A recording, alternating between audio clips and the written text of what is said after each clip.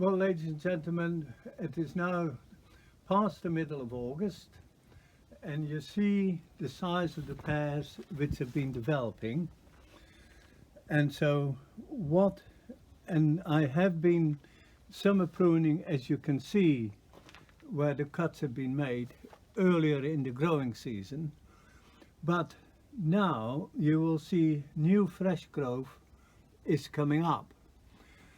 And the reason why I want to show you what to do now is that we must do everything while the fruit is good to already think ahead and make sure that the fruit bud is sufficiently strong for next year to have blossom and a good crop.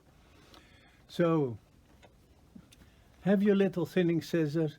You don't need big secateurs ready. And then what you need to do is you will take these young shoots and you will see a bud there, and just cut it just above the first bud.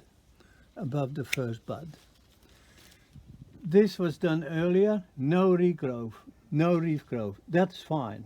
So concentrate on all the new stuff like that. Follow it all the way down and then cut it back to where it started and then lift it out. Here is another example.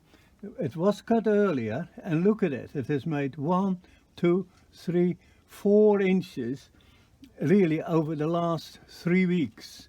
So therefore again cut it back to one bud, and here is the same example, one bud, one bud, one bud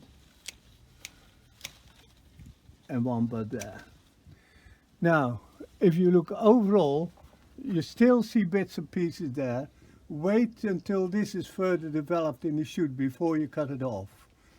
But then again, cut those new bits which are now growing back, say it is now the middle of August, by the middle of September, cut it back to one bud. Thank you for watching.